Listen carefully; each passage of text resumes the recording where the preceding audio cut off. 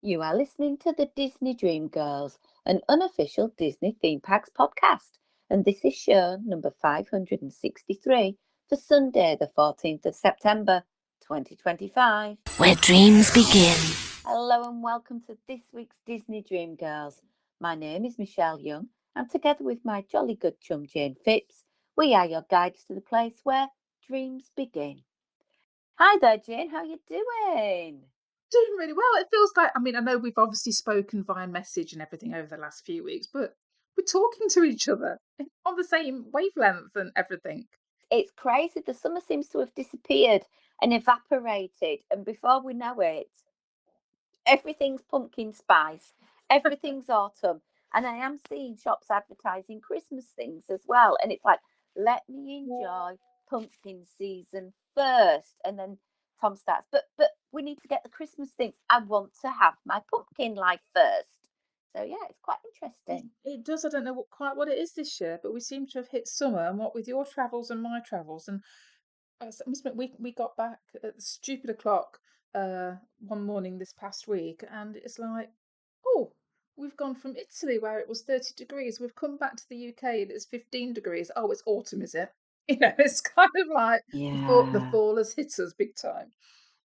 Oh, absolutely. It's so cold. I can't believe it. So it's that of like come back from sort of like the hotter surface of the sun in Florida and come back. It's so cold. I'm wearing bed socks and woolly pulleys and all of that stuff. And then I'm starting to get itchy skin feeling because I don't have another trip booked. Ah, yeah. Yeah, There's so it's there's like, always that sort of little niggle in the back of your mind. Something's not quite right. It's not right. Oh, I've got nothing to look forward to in the way of a trip. Oh, need to rectify yeah. that. Yeah, because my master plan was because Kieran's emigrating to Australia Of in just course. over a week. The plan was to spend all summer with him next year, but that's had to be put on the back burner for several reasons, which I'm not going to go into. So now I'm sort of like, well, does this mean there's a possibility of Disney next year, Michelle? Mm. We shall have to see. But anyway, before we start unpacking the summer, let's have a little look on what happened on this day in Disney history. And I am taking you back to an iconic year, even Oh, though neither of us were there. 1928. Walt Disney right. had been visiting New York and he had written a letter to his brother Roy and animator Ub Iwerks about the next day's recording session, The Steamboat Willie. Oh, Oh. you just sort of think, wow, nearly 100 years ago. It's Yeah. But I like how yeah, how how you and I we both did the same reaction there. We both went, oh. yeah, and funny. And slight digression. One of the first things I told my new class was that Mickey Mouse was not Walt Disney's first cartoon creation, and they were like, really? So I thought I'm going to have a great year telling them all the facts all about Disney as long as I keep up with the curriculum as well. Oh, Anyway, moving to yes. 1964, and this Mhm. is at the White House where the US president at the time, Johnson, gave Walt Disney the highest honor, the Medal of Oh, Freedom. wow. Yeah, I thought that's quite Mm. an iconic thing. And there's a nice little video clip of him shaking hands and having the medal ribbon put behind his back. And yeah, that's so Yeah. cool. Very high honor as far as I understand. Absolutely. Well, it says on the notes I have in front of me, it says that this award, this medal, it's to recipients who have made an outstanding contributions to the security or national interest of the United States or world peace, or those who have made a significant public or private accomplishment. And I think we can all agree that is Walt Disney. I think so. That sort of pioneership in an industry and that tenacity, I think, of pushing and pushing until he gets to a position that he wanted to be in and not letting those side swipes, those things that never, as we all do go through life, things don't always go to plan, but not letting those little hiccups along the way deter him and produce a company that we know and love today. Now I'm taking you back to something a bit more within our era. Oh, okay. 1985. I Oh, was that was a good year 14. for me. You Yeah, no, why? 1985. It's when I met my husband. Yeah. Oh. Well, if you would have been home on an evening and Mm. watching your television, a brand new sitcom produced by Touchstone Television, distributed by Buena Vista Television, debuted on NBC. It went Mm. for a 7-year run, and it was about a collection of ladies in their golden era and their life. The Golden Girls. Oh my word. Classic. No, I can't believe it was 7 years. I thought it felt like one of those TV series that was much longer than that. I don't know why. Maybe it's Yeah, because obviously, I suppose once it hit its peak, it was on constant reruns, etc. And we would have had it in the UK. We would probably have not had this for maybe a year or so after its original yeah, release, because we were always not like it is nowadays. It always maybe took a year or two before these things came over to the UK. yeah, So yeah, wow. yeah. I know because I remember watching Dallas and Dynasty in the same sort of era, and we Mm. were miles behind the USA, but it wasn't the days of social media, so you didn't get to find out who shot JR. You had to watch the series, even though it was 9 months behind everywhere else. Anyway, back to the story. All four main actresses, Bea Arthur, Betty White, Rue McClanahan, and Estelle Getty, all got a Disney Legend Award in 2009. Oh, I didn't know that. Yeah. And another one talking about a big name from the history of Disney, 1993, Annette Funicello is inducted into the Walk of Fame in Hollywood. Oh, wow. So, and that just, whenever I say her surname, it Mm. always links me to the Muppets. Annette full of jello. Jello. Yeah, Gone forever, hopefully preserved somewhere. I'm So gonna yeah, say I that's hope all, somebody's preserved that. Yeah. and that's all there is for this day in Disney history. And I suppose we're going to have a little chatteroony about what we're doing and where we're going from here. And I think it's going to start unpacking my trip. Yeah, because although you and I have chatted via good old WhatsApp, etc., we've not really had a chance to chat about Disney and where you've been and what No, you've been up to. I've been on holiday, Jane. You've been on holiday, Shell. Where did you I've go, been on Michelle? holiday. I did two parts to my holiday, which confused the Yeah. life out of a lot of people. So let me rewind. Okay. I travelled with my friend Caroline and we went all the way down to Southampton and we stayed for the night in a Premier Inn Mm-hmm. at West Quay, which there are two Premier Inns. I think the other one's Cumberland Place. We Okay. seemingly was in the better one because there were other people in our sailing group saying, "Oh my word, Cumberland Place, it's Oh. a car crash. Don't stay there. It's like rooms aren't ready, they've overbooked, so people have come to check in, there's no rooms, blah, blah, blah." Ah, So and we what checked in. Westquay is the closer, is it not, to the port as well? Am I right in thinking that? It is, if you were looking for somewhere to stay at a pinch, because I know how much you and Simon like to walk, you could walk to the port. I wouldn't Mm. advise it. I would say get an Uber. Oh, okay, fair enough. Yeah, depends how much But luggage yeah, you've got as well, doesn't it? I suppose. well, true. And there are busy roads, and you have to walk through the whole port area as well.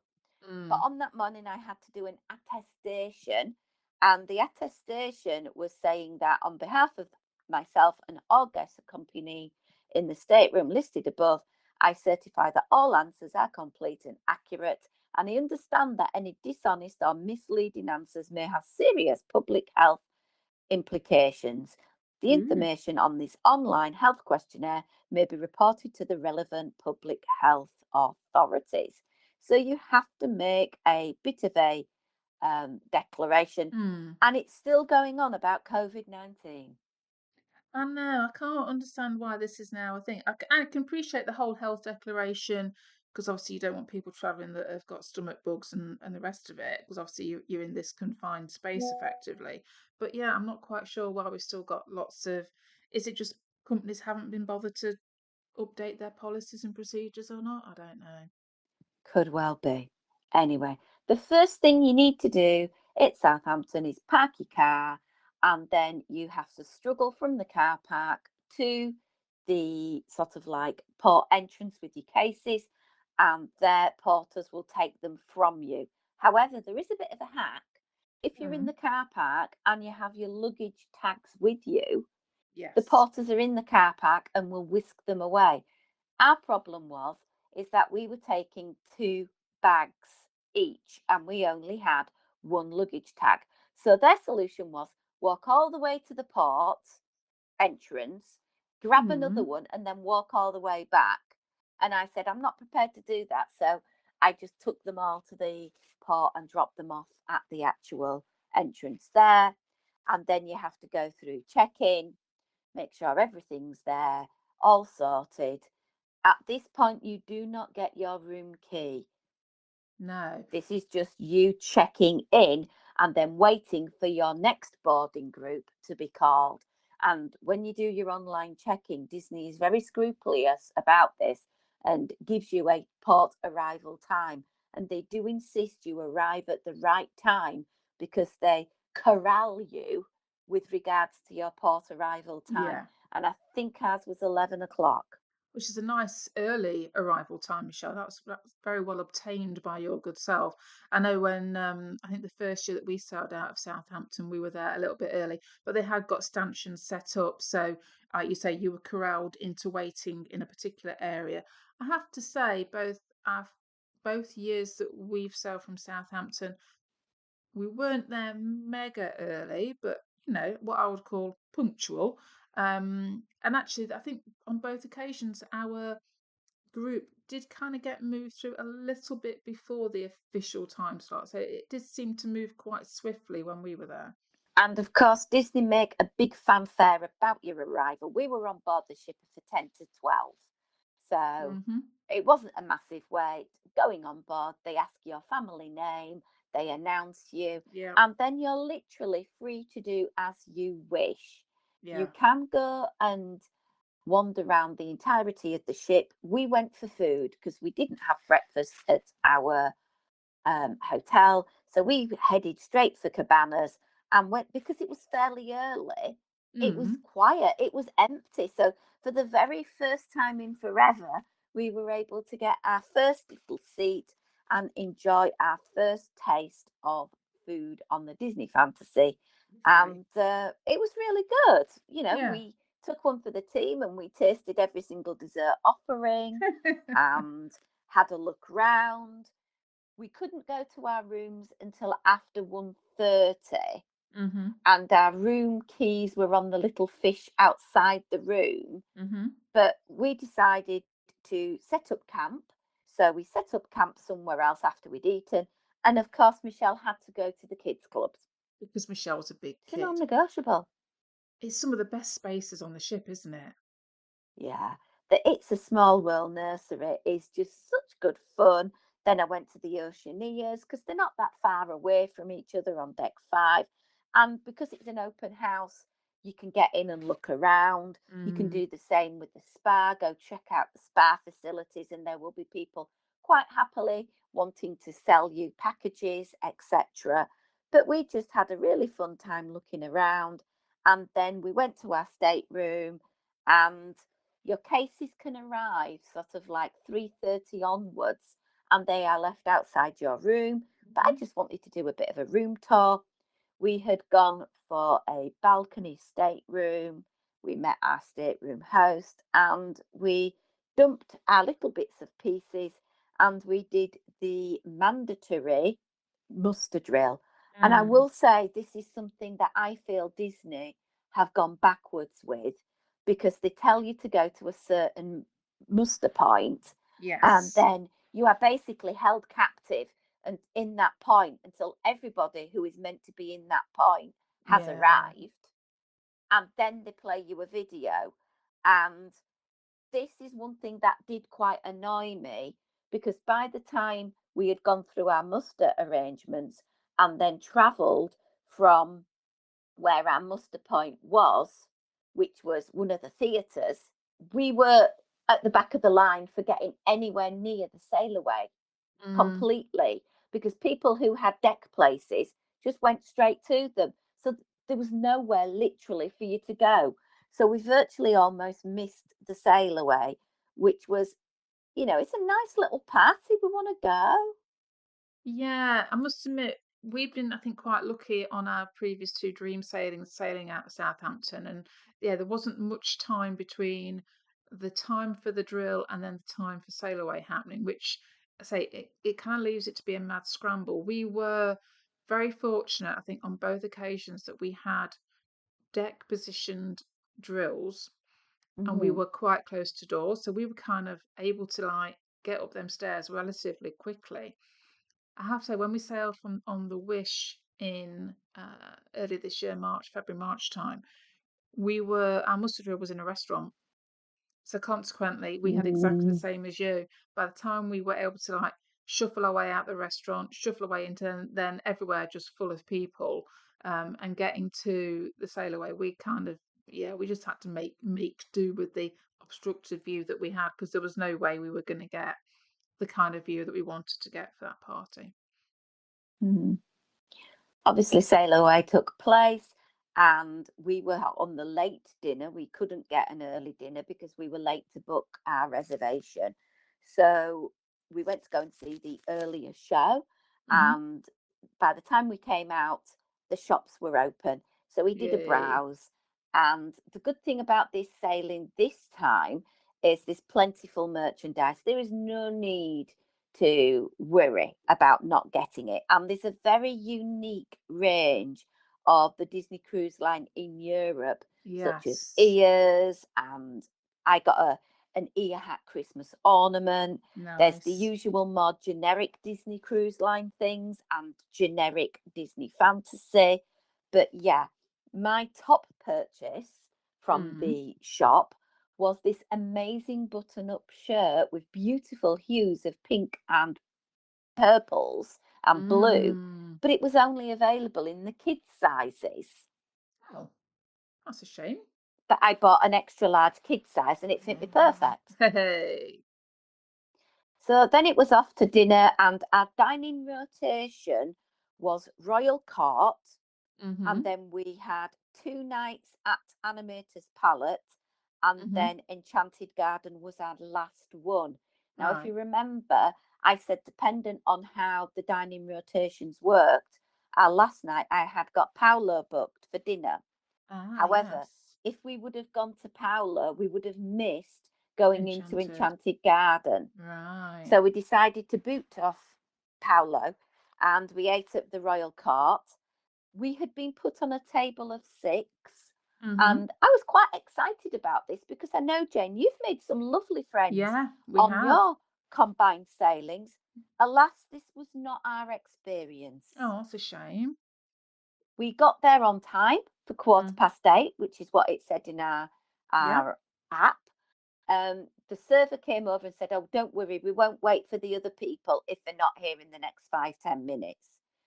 Fair So we enough. perused, we chose what we wanted. He came back good to his world. The other people on the table turned up at 10 to 9. So we were just getting No. our, I know, we were just getting our first meal, our first part of the meal, and we both got soup. And Caroline just happened to say to me, "Oh, I don't really like this soup. It doesn't, it's very watery." And the other couple butted in and said, "I think you're wrong. We've had that soup in previous sailings, and I think it is excellent." And Caroline just looked at them, and it's like, "But we're tasting it now, and it's Yeah. not very good." And it kind of went downhill from there with the other two people on the table. Well, So I mean, we asked to move. I was just about to say, I mean, I think that's a bit off, really, when you've not, if they haven't been able to get to the dining table on time. So, in my own personal experience, I've had two occasions where we've been put on a table of six, like yourself. In fact, I think that first table was a table of eight, and two didn't turn up. But the other couples, they all arrived roughly on time, within a couple of 3 minutes of your Mm. designated seating time. So we were actually able to introduce each other, um, and kind of have a little bit of small talk before you were then going down the route of ordering what you wanted, etc. So you'd have that moment of breaking the ice, because it's always going to be a bit strange because you don't know who you're going to get and whether you're going to connect with these people or not. So to arrive that late and then just butt in when you've already started eating, because obviously you're eating because they were 40 minutes late, effectively. Yeah. Um, Yeah. it wasn't a great experience. So as I say, we went and the following evening we were sat on a table of two, but the Oh, two other okay. people was we'd been moved out of our servers area into another, but they were still on the table behind us.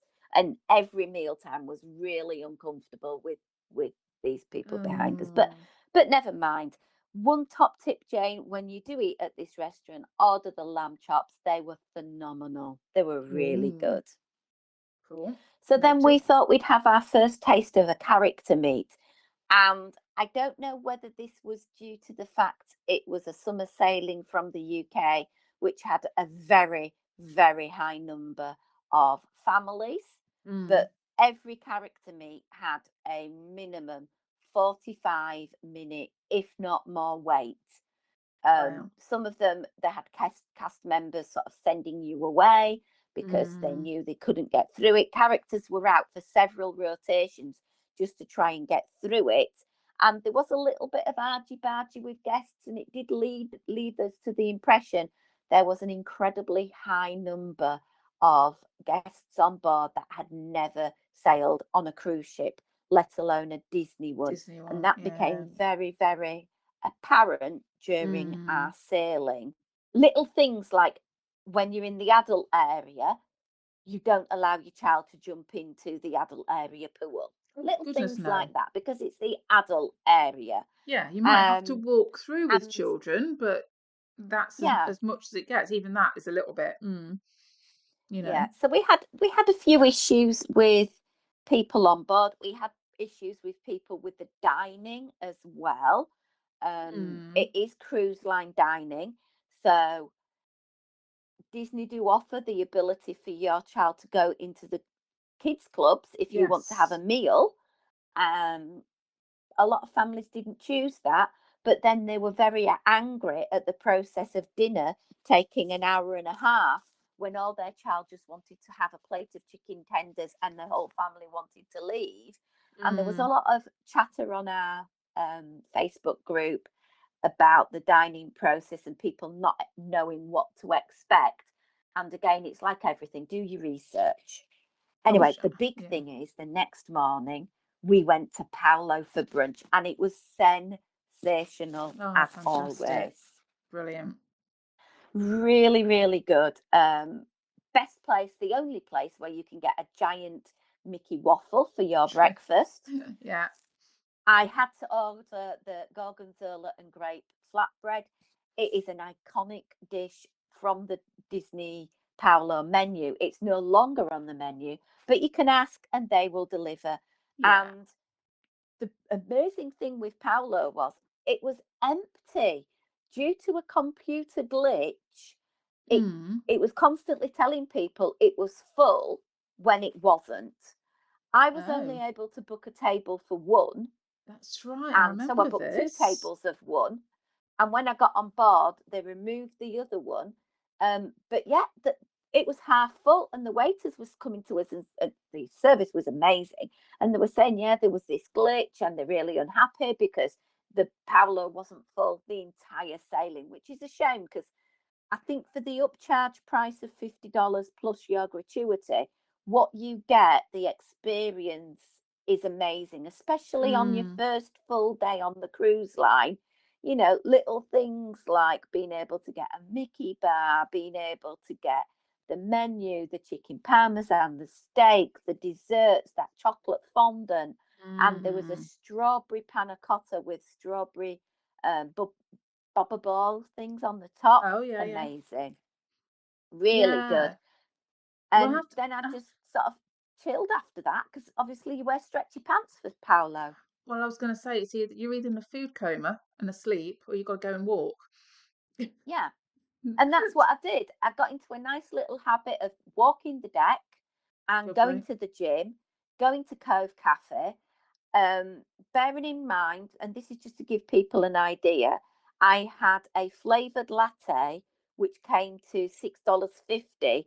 Then there's an automatic gratuity, and then you Mm. have the ability to up level the automatic gratuity, which I think if you're paying 18% and then they want you to pay more.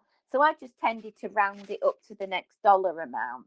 Yeah. But Cove Cafe is great for a takeaway or sit-in coffee because they print the Disney characters on top, and you can go get those little quick bites in the Yeah. evening. They change it over to like a cheese quick bites with Yeah. some bread and things like that. Absolutely amazing. I also did the Sweet on You signature Sunday because I wanted the mini skirt for my work desk. So I tried that out, which was good. There were so many sweet treats on board. And it's Yeah. like, to be honest, I don't understand who would actually need these with the plentiful food.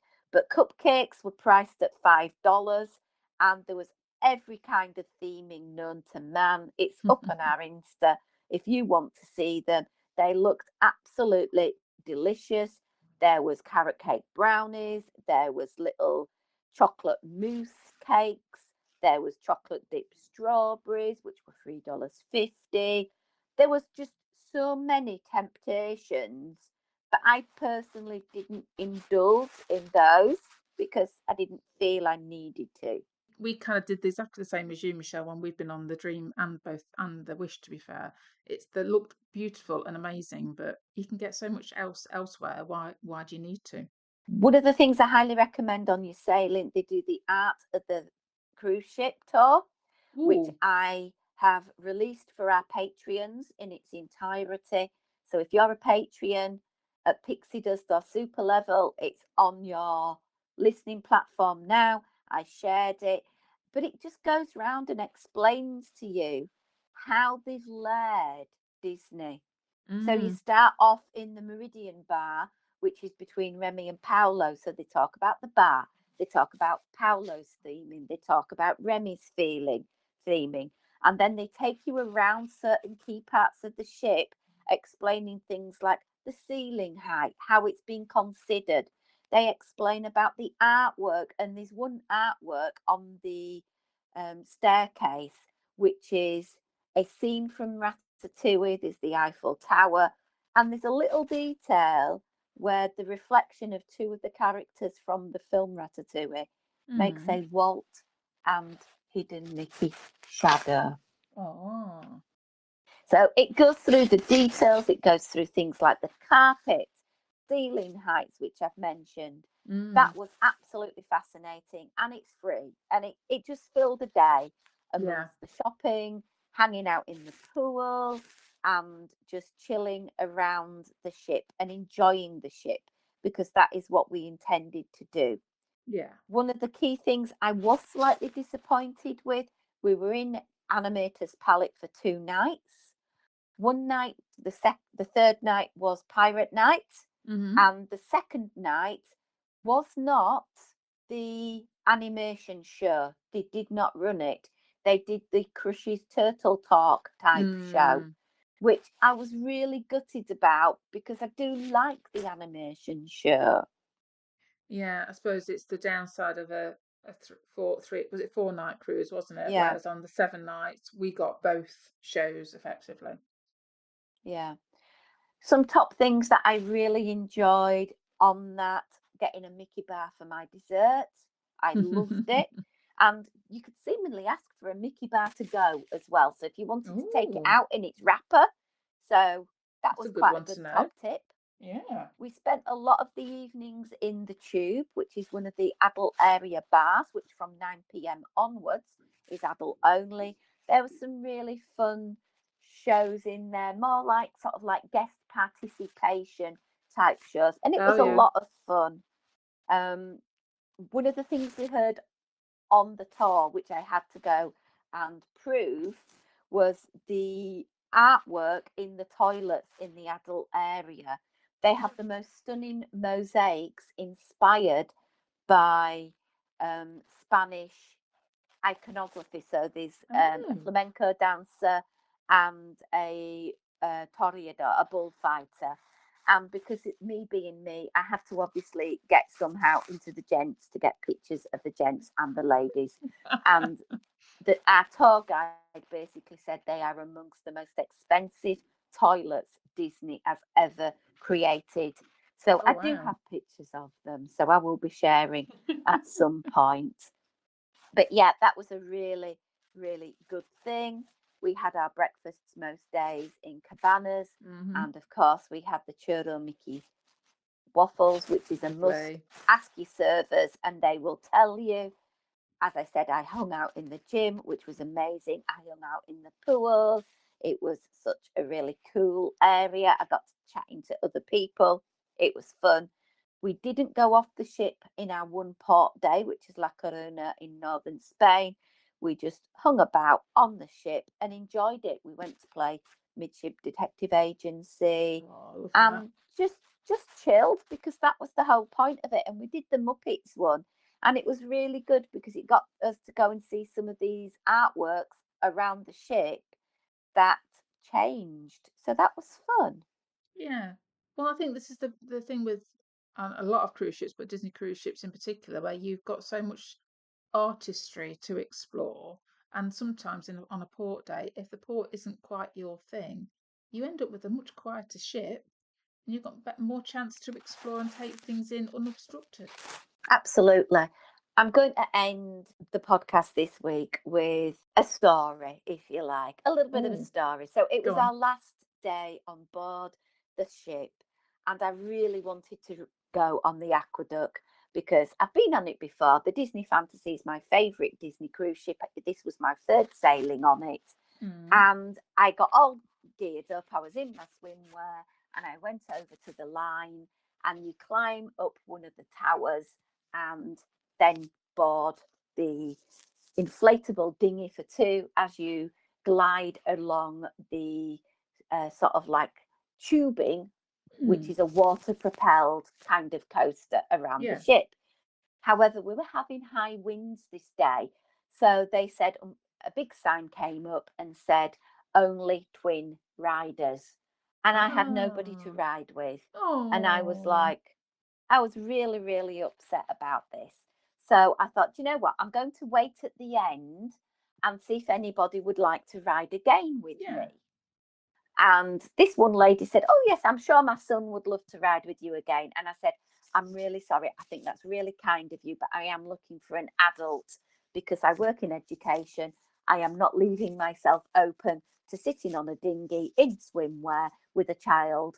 I just think, the Yeah. risk of an allegation, not that I would do anything, but the risk of an allegation would just Yeah. no.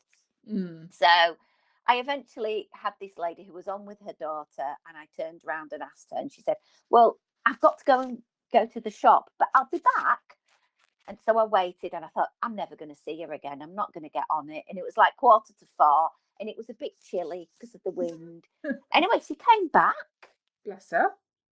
and we went in the queue and we rode together and we got off the ride and I said, please could you tell me your room number? I'd like to do a little bit of pixie dust because on the Mm. cruise I'd knitted a lot of my little knitted dolls and Yeah. I'd been pixie dusting them around the ship and I'd received some pixie dust as well. And I said, I've been knitting these little dolls. Would your daughter like one? And she said, you're Michelle who does the knitted dolls. And I said, yeah. She said, oh my word, my daughter was gifted one by you on the first night of the cruise and it's made her cruise. She slept with it every night. And I just Oh, thought it goes to prove that when you do things that are kind, that kindness is repaid because that absolutely. lady gave up 30 minutes of her holiday to ride with a complete stranger so I could get on the aqueduct. She didn't have to, No. but then hearing that she'd already got one of my dolls, and oh, it just made me so happy. It But really did. So yeah, Yeah, it's the So I was so emotional. well, I'm not surprised, but it's that whole element, isn't it? Of put good out into the world, and good will come back and find you. Absolutely. And I think I'd given away about 40 of the little dolls that I'd knitted. Sometimes I gave them out to people when I saw them. I remember on pirate night, I had a couple of pirate ones with me, and there was this mum there with her two children dressed as pirates. They were angelic. They were sat next to her. She was engaging with them, chatting with them.